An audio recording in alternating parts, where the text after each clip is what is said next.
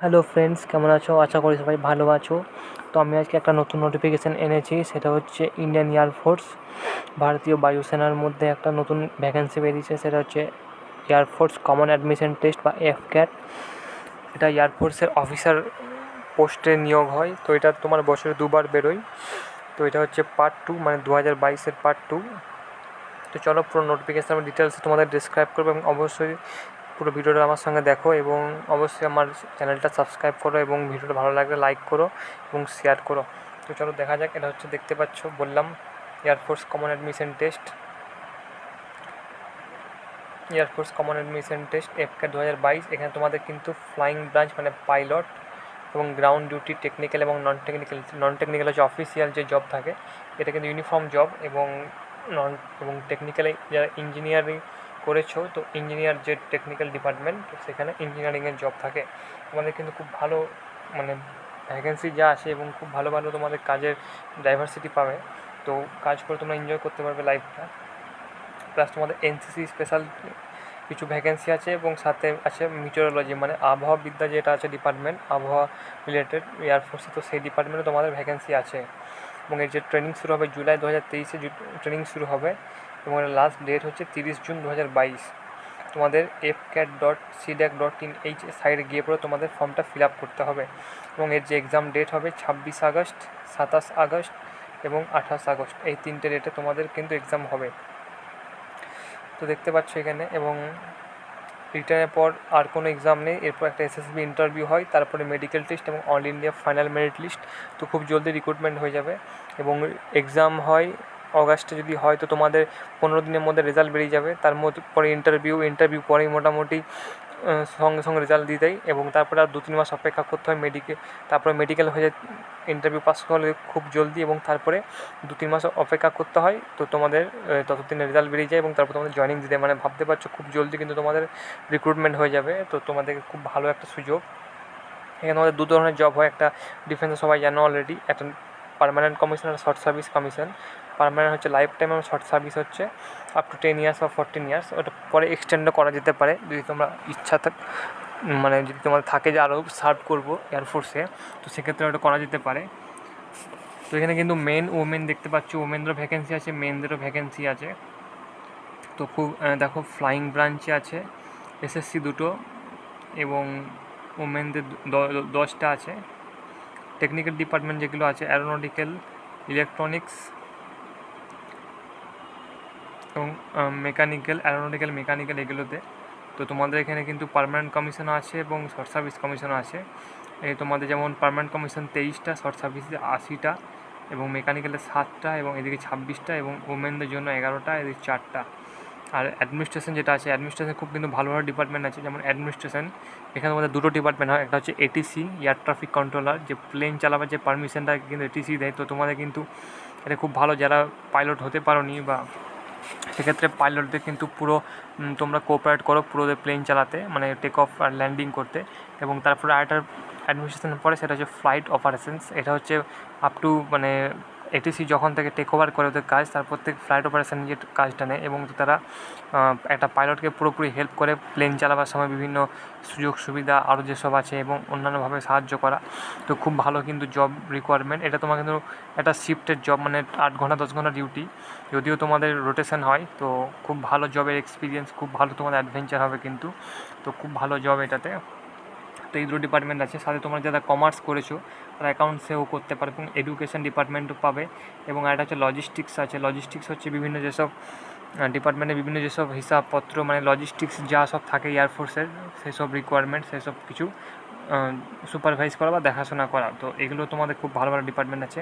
Plus আর একটা plus point, এয়ারফোর্সে খুব ভালো কিন্তু অ্যাডভেঞ্চার এবং স্পোর্টসকে কিন্তু খুব প্রমোট করে। তো যারা তোমাদের বেশি অ্যাডভেঞ্চার অ্যাক্টিভিটিস, বিভিন্ন ডাইভিং করা, তারপরে বাঞ্জি জাম্পিং বা deep sea diving, parachute jump, যারা এগুলো করতে চাও তারা কিন্তু খুব ভালো সুযোগ পাবে। প্লাস স্পোর্টস ক্ষেত্রে ন্যাশনাল ইন্টারন্যাশনাল, তো এগুলো তোমরা কিন্তু খেলতে পারবে। তো খুব ভালো একটা অপরচুনিটি তোমাদের।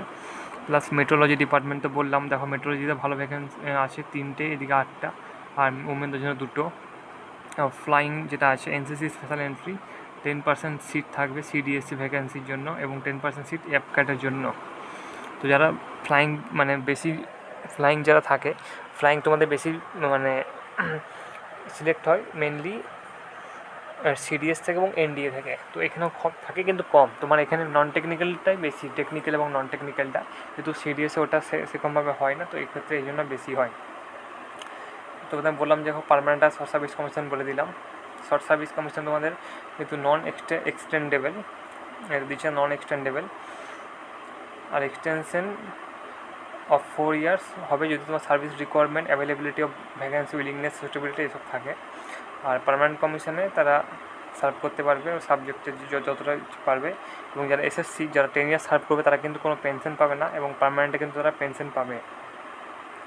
এজ দেখে নাও 20 থেকে 24 ইয়ার ফ্লাইংয়ের জন্য, এবং এনসিসি এবং টেকনিক্যাল এবং নন টেকনিক্যালে 20 থেকে 26, অর্থাৎ 2 জুলাই 1997 থেকে 1 জুলাই 2003 মধ্যে তোমাদের এজ হতে হবে। ম্যারিটাল স্ট্যাটাস 25 ইয়ার্স নিচে হলে আনম্যারিড হতে, এবং 25 ইয়ার্স উপরে হলে ম্যারিড করলে অসুবিধা নেই, কিন্তু যারা ট্রেনিং সময় কিন্তু তারা কোনো ওয়াইফকে রাখতে পারবে না।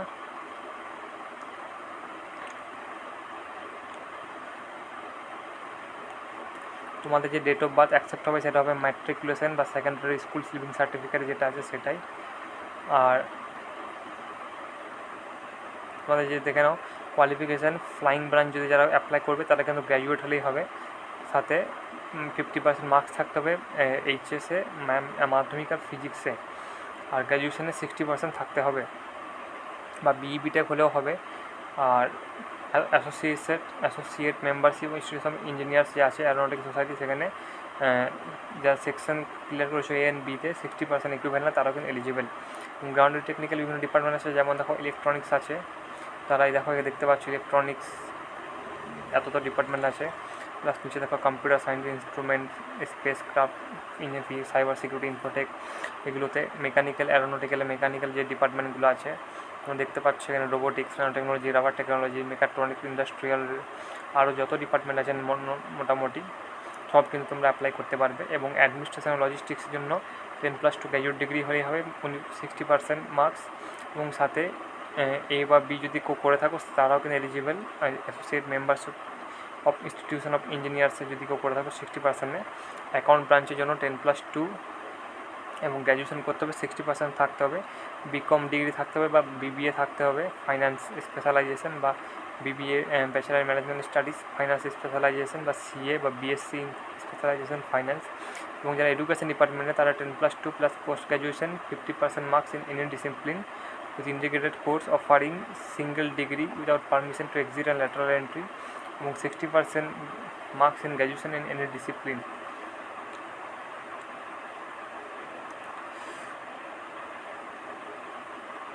তো তোমরা এডুকেশন ডিপার্টমেন্টে এটার জন্য অ্যাপ্লাই করতে পারো। এবং মেট্রোলজি ডিপার্টমেন্টে 10+2 post graduate, science stream, mathematics, statistics, geography যারা করেছো, কম্পিউটার সায়েন্স অ্যাপ্লিকেশন, তারা কিন্তু অ্যাপ্লাই করতে পারবে। Jio physics, environment, oceanography, metrology, খুব ভালো ভালো ডিপার্টমেন্ট আছে দেখো, মানে খুব ভালো ভালো তোমাদের কিন্তু ডিপার্টমেন্ট আছে। তো তোমরা এইসব সাবজেক্ট করে থাকলে তোমরা মেট্রোলজিতে অ্যাপ্লাই করতে পারো, এবং সেক্ষেত্রে কিন্তু তোমাদের ফিজিক্স এবং ম্যাথস করে থাকতে হবে 55% মার্কসের সাথে গ্র্যাজুয়েট লেভেলে। এবং দুটো সিট কিন্তু আরও আছে রিজার্ভ আছে, যারা ল পড়াশোনা করেছো তাদের জন্য কিন্তু গ্রাউন্ড ডিউটি ব্রাঞ্চ নন টেকনিক্যালে 2টো সিট কিন্তু তাদের জন্য রিজার্ভ থাকবে। আর তোমরা যারা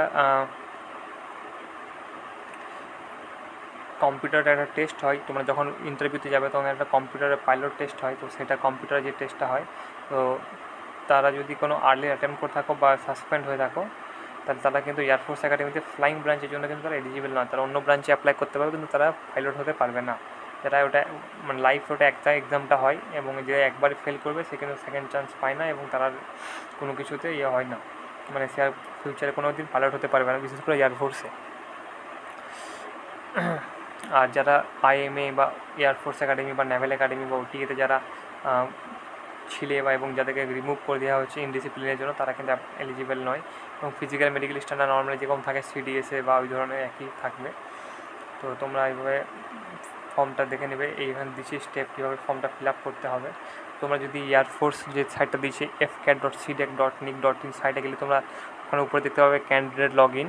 ক্যান্ডিডেট লগ ইন থেকে 2/2022 যেটা আছে ওটা সিলেক্ট করবে। এই যে সাইটটাতে গিয়ে তোমরা ওখানে সিলেক্ট করবে, সিলেক্ট করার পর candidate log in not yet register বা রেজিস্টার হেয়ার এখানটাতে ক্লিক করবে, তারপরে লগ ইন আইডি ক্রিয়েট করবে, তারপরে রেজিস্ট্রেশন যাওয়ার পরে তোমরা বুঝতে পারবে অটোমেটিক। তারপরে ওখানে ইমেলে পাসওয়ার্ড যাবে, পাসওয়ার্ডটাকে আবার রিসেট করে একটা নতুন পাসওয়ার্ড বানাবে। তারপরে তোমরা ওখান থেকে লগ ইন করলে এরকম সিলেকশন অফ এন্ট্রি আসবে, তো তোমরা সেখানে ইনস্ট্রাকশন করবে জেফটা ভরতে যাও, মানে এনসিসি ভরবে না নর্মাল না এফক্যাট ভরবে, মেট্রোলজি ভরবে। তো তারপরে ইনস্ট্রাকশানে ক্লিক করবে, তারপর ইনস্ট্রাকশান পড়ে সব ওকে মেরে তারপরে পরবর্তীকালে বিভিন্ন ফর্ম আসবে, ওগুলো পরপর ফিল আপ করতে থাকবে। এবং তোমরা কিন্তু অবশ্যই থাম ইমপ্রেশন, ফটো এবং সিগনেচার কিন্তু রেডি করে রাখো। থাম ইমপ্রেশন লাগবে কিন্তু মানে ছেলেদের বাঁ হাতের এবং মেয়েদের ডান হাতের, মানে লেফট থাম এবং মেয়েদের রাইট থাম লাগবে।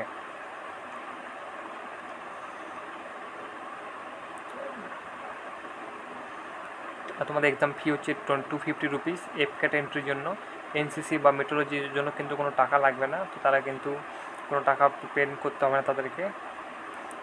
আর তোমাদের কিন্তু এই জিনিসগুলো লাগবে যখন তোমরা ফার্স্ট টাইম মানে রেজিস্ট্রেশনে করবে। রেজিস্ট্রেশনে এখানে তার টাইপ অফ এন্ট্রি দেবে, এফক্যাট একটি এন্ট্রি আছে, ক্যান্ডিডেট নেম মাধ্যমিক অনুযায়ী, ইমেল অ্যাড্রেস দিবে, সেকেন্ডারি ইমেল অ্যাড্রেস, ন্যাশনালিটি, এই যে বললাম পাইলট টেস্ট, এটা তোমরা যারা পেরেছো তারা ইয়েস করবে, যারা করনি তারা নট অ্যাপিয়ার করবে। তারপরে আরও যদি কেউ সার্ভিস করো এয়ারফোর্সে তো তারা সেগুলো দেবে, জেন্ডার দেবে, marital status, DOB, education level দেবে। এখানে নর্মাল থেকে 10+2 গ্র্যাজুয়েশন করবে। তারপরে এখানে তোমরা যারা সিম্পল গ্র্যাজুয়েশন করেছো তারা ডি দেবে, ডিতে এখানে লিখবে কোন পাস করেছো, মানে বিএ না বিএসসি, এর পুরো ফুল ফর্মে লিখবে, ব্যাচেলার অফ আর্টস বা ব্যাচেলার অফ সায়েন্স বা ব্যাচেলার অফ কমার্স। তারপর তোমরা এখানে দেখবে কিসে করেছো, যেমন ধরো হিস্ট্রিতে, পলিটিক্যাল সায়েন্সে, কমার্সে, ইংলিশে, বেঙ্গলিতে বা জিওগ্রাফিতে, তো সেটা লিখবে। কলেজের নাম লিখবে, ইউনিভার্সিটির নাম লিখবে, এক্সপেক্টেড ডেট মানে কখন তোমরা সার্টিফিকেটটা পেয়েছো সেটা ডেট দেবে, পার্সেন্টেজ দেবে। এবং তারপরে তোমরা ওটা দেওয়ার পর 60% কিন্তু থাকতে হবে, 60%-এর কম হলে কিন্তু চলবে না। আর তারপরে তোমরা এইচএসের মার্কস দেবে, এবং এইচএসে তোমরা যাদের ফিজিক্স এবং ম্যাথস ছিল তারা নাম্বার লিখবে, যাদের ফিজিক্স ম্যাথস ছিল না তারা শুধু 0 লিখে দেবে। তারপরে কোর্স প্রেফারেন্স করবে, কোন ডিপার্টমেন্ট যেতে চাও। প্রথমে তোমরা অবশ্যই বলে দিচ্ছি, ফার্স্টে কিন্তু তোমরা পার্মানেন্ট কমিশন বা পিসি চুজ করো, তারপরে তোমরা এসএসসি চুজ করবে, শর্ট সার্ভিস কমিশন, দুটো ক্ষেত্রেই। তো তোমাদের এটা বেশি ভালো সুবিধা হবে। তারপরে আরও সব আছে, ওখানে তোমরা দেখলে বুঝতে পারবে, অ্যাড্রেস দেবে, নিজের যে অ্যাড্রেস আছে করেসপন্ডেন্স, সব ডকুমেন্ট আপলোড করবে, তারপর ফাইনাল সাবমিট করবে, সিলেক্ট এক্সাম সিটি করবে, তারপর তোমাদের ফর্ম ফিল আপ হয়ে যাবে। তো তোমরা এইভাবে ফর্মটা ফিল আপ করে নেবে। তো কিন্তু এই ডেটগুলো বললাম দেখো আরেকবার, 26 আগস্ট, 27 আগস্ট এবং 28 আগস্ট, এই 3টে দিন পরীক্ষা হবে। এবং তোমরা যারা ইঞ্জিনিয়ারিং ডিপার্টমেন্ট করবে, মানে এফক্যাট পরীক্ষা মোটামুটি ধরো 9:45 থেকে হয়, আর একটা মনে 12:45 থেকে হয়। তো একদিনে দুটো এক্সাম হয়, তো 9:45 থেকে 11:45 এফক্যাট হয়, তারপর আরও মনে 30 মিনিট থাকে, তখন ইকেটি হয়, ইঞ্জিনিয়ারিং নলেজ টেস্ট। ওটা হচ্ছে অ্যাপ্লিকেবল যারা ইঞ্জিনিয়ারিং বা টেকনিক্যাল ডিপার্টমেন্টে অ্যাপ্লাই করছো। যারা টেকনিক্যাল আর যারা দুটোই অ্যাপ্লাই করবে, ইঞ্জিনিয়ারিং এবং নন ইঞ্জিনিয়ারিং, তারা কিন্তু তাদেরকে ইকেট দিতেই হবে। আর যারা শুধু নন টেকনিক্যাল অ্যাপ্লাই করছো বা ফ্লাইং ব্রাঞ্চে করছো তাদেরকে ইকেটে কোনো এক্সাম দিতে হবে না। তো দেখো এখানে দিয়ে দিয়েছে তোমাদের যে শিফটটা বললাম, 7:30 থেকে 8:30 রিপোর্টিং টাইম থাকে, 7:30 ফার্স্ট শিফটটা, সেকেন্ডটা থাকে 12:30, এবং তোমাদের ভেরিফিকেশান হয় 9:30 পর্যন্ত, আর এটা হয় 12:30 থেকে 2:30 পর্যন্ত। এখানে তোমাদের তারপরে এক্সাম হয় 9:30 থেকে 9:45 রিডিং থাকে, এবং 9:45 থেকে 11:45 হয়, এবং সরি এটা 2:45 থেকে 4:45 পর্যন্ত আমার এক্সাম হয়। ব্রেক থাকে না এদের কোনো, এদের তোমাদের আবার মানে 15 মিনিট মতন ব্রেক থাকে, তারপরে আবার এদের ইকেটি চালু হয় যারা ইঞ্জিনিয়ারিং ডিপার্টমেন্ট থাকে তাদের 5টা থেকে 5:15, এবং 5:15 থেকে 6টা পর্যন্ত মোটামুটি তাদের আবার ইকেটি হয়। তো এইভাবে কিন্তু তোমাদের 3 দিন এক্সামটা হবে। তো ওখানে আমি ভুল বললাম, সরি, কিছু মনে করো, আমি মানে বুঝতে পারিনি জায়গাটাতে। তো ওইভাবে তোমাদের এক্সামটা দেবে। তো তোমরা মোটামুটি 7:30 থেকে 8:30 মধ্যে তোমাদের ঢুকে গেলেই হবে, এমন না 7:30 ঢুকতে হবে, 8:30 মধ্যে ঢুকে গেলেই হবে। ওরা এয়ারফোর্স অফিসার যারা আছে, অফিসিয়ালসরা নিজে থাকে, আসে, ওনারা ইউনিফর্ম পরে থাকেন, তো তোমাদের দেখে একটা মোটিভেশন পাবে। ওনারা খুব কোঅপারেটিভ হন, খুব ভালো কোঅপারেট করে, সাহায্য করে, কোনো কিছু অসুবিধা তাদেরকে বলবে, তারা তোমাদের যথেষ্ট সাহায্য করবে, তোমরা ঠিক টাইমে চলে যাবে এক্সাম দিতে। তো অবশ্যই কিন্তু সেইগুলো ম্যানেজ করে, এবং যা যা ডকুমেন্টস বলবে, এবং যে অ্যাডমিট কার্ডটা হলো ওটা কিন্তু অবশ্যই ভালো করে রাখবে, কারণ ওটা ইন ফিউচারে তোমার কিন্তু কাজে লাগবে লাস্ট পর্যন্ত। এবং ওটা যদি তোমাদের না থাকে, ইন্টারভিউ কিন্তু মানে পাস করলে যে ইন্টারভিউ হবে এসএসবি বা এফএসবি, সেটা কিন্তু তোমাদের সেখানে কিন্তু তোমাদেরকে ঘুরে পাঠিয়ে দেওয়া হবে যদি তোমাদের না থাকে। তো ওগুলো খুব ভালো করে ডকুমেন্টগুলো সেভ করে রাখবে, প্রত্যেকটা জিনিস তোমার কাছে থাকে। সিলেবাস দেখানো নর্মাল যে থাকে এসএসসির মতন সেরকমই থাকে। অ্যাওয়ারনেস থাকে, verbal ability, English, numerical ability এবং reasoning, military aptitude test. Military aptitude অর্থাৎ যে তোমাদের রিজনিং থাকে, রিজনিংয়ের যে ফটো ইমেজগুলো থাকে সেটাকে বলছে। 2 ঘন্টা টাইম, 100 কোশ্চেন, 300 মার্ক। এখানে তোমাদের বলে দিই কাট অফ 50 to 55% থাকে। নর্মালি 300-র মধ্যে বেশি ওই 165, 157, 160 মানে 165-এর মধ্যে তোমাদের কাট অফ নর্মালি থাকে। 170 ধরে রাখো ম্যাক্সিমাম, 170-এর মধ্যে কাট অফ থাকে। 170 মোটামুটি তোমরা যদি প্র্যাকটিস করে তোলা খুব বড় ব্যাপার নয়, তোমরা অবশ্যই কিন্তু ট্রাই করবে ওটাতে, তো ঠিকঠাক প্রিপারেশন তোমরাও পারবে। আর তোমাদের 1 মার্ক নেগেটিভের জন্য কাটা হবে এবং 3 মার্ক ফুল মার্কসের জন্য কাটা হবে এবং 9 মার্ক থাকবে আনঅ্যাটেম্পটের জন্য। তো তোমরা এইভাবে কিন্তু দেখো ইংলিশে যা নর্মাল থাকে senior, অ্যান্টার, cloze test, paragraph, আইডিয়মস, analogy. অ্যাওয়ারনেসে তোমার হিস্ট্রি, জিওগ্রাফি, স্পোর্টস।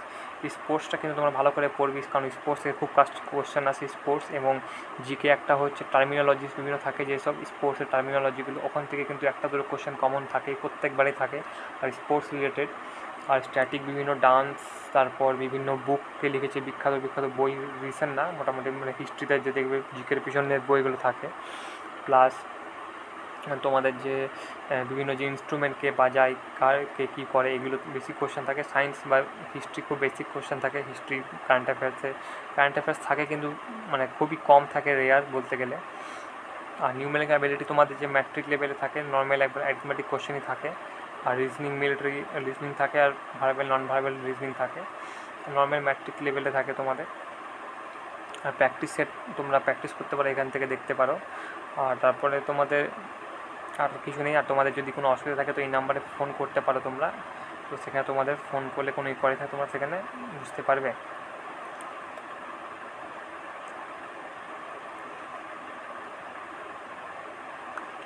আমাদের ওয়েস্ট বেঙ্গলে কিন্তু তিনটে মতন সেন্টার আছে। একটা হচ্ছে তোমাদের দুর্গাপুর আছে, একটা হচ্ছে কলকাতা, একটা তোমাদের জলপাইগুড়ি। তো এই তিনটে সেন্টার মোটামুটি আমাদের ওয়েস্ট বেঙ্গলে আছে। আর জলদি করো, তাহলে তোমাদের সেই হিসেবে জলদি ফর্ম ফিল আপ করলে তোমাদের মোটামুটি যতটা সম্ভব তোমাদের পসিবল হবে, তোমাদের ইচ্ছা অনুযায়ী সেন্টার চুজ করলে দেওয়া হবে। আর তারপর তোমাদের ইন্টারভিউ হবে এরকম জায়গাতে, দেরাদুনে, মহীশূর হবে, গান্ধীনগর হবে, বারাণসী এবং গুয়াহাটি, এই 4টে জায়গায় তোমাদের ইন্টারভিউ হবে। আর তোমরা যারা ফ্লাইং ব্রাঞ্চ করবে সেখানে তোমাদের দেরাদুন, মহীশূর এবং বারাণসীতে তোমাদের ইন্টারভিউ হবে।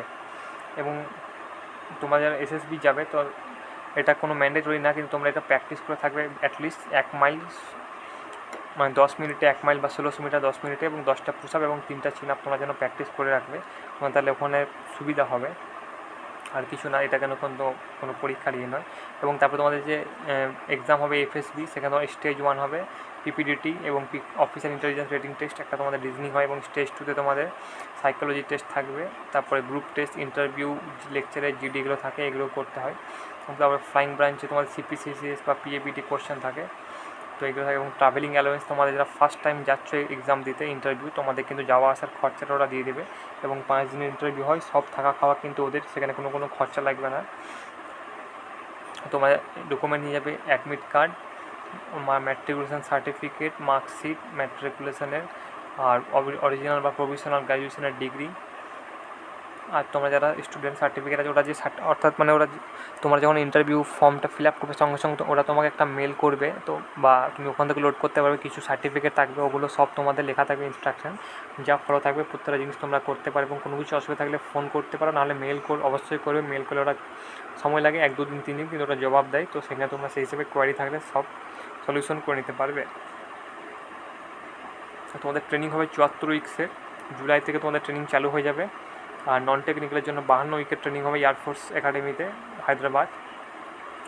তো তোমরা ট্রেনিংয়ের আগে কিন্তু এটা প্র্যাকটিস করে রাখবে 4 কিলোমিটার 15 মিনিটে স্কিপিং করা, পুশ আপ দেওয়া, চিন আপ, রোপ, সুইমিং মোটামুটি যতটা পারবে, না হলে অসুবিধা নেই, করে রাখলে ভালো। তোমাদেরই ট্রেনিংয়ে তোমাদের মানে যে প্রেশারটা একটু কম থাকবে শরীরে। আর তোমাদের মেডিকেল টেস্ট আছে, পুরো ডিটেলস এখানে মেডিকেল টেস্ট আছে, আমি আর বলছি, নাহলে তোমাদের আরও বড় হয়ে যাবে। তবে তোমাদের যারা চশমা আছে অসুবিধা নেই কোনো, হাইটও কিন্তু 152 সেন্টিমিটার মানে নর্মালগুলো, আর ফ্লাইং ব্রাঞ্চে 162 সেন্টিমিটার। ওয়েট তোমাদের মেল ফিমেল অনুযায়ী হলেও অসুবিধা নেই। আর তোমাদের অন্য যেসব রেট থাকে মানে মেনলি তোমাদের থাকে এটা বলে দিলাম। আর চশমা তোমাদের থাকলে অসুবিধা নেই, ±3.5 মনে হয় থাকে এদের। দেখে নিচ্ছি। তো তোমার সেক্ষেত্রে তোমরা এলিজিবল প্লাস মানে 3.5 যদি তোমাদের পাওয়ার থাকে তো তোমরা সেক্ষেত্রে অ্যাপ্লাই করতে পারবে। তো সেটা কোনো চিন্তার কারণ নেই।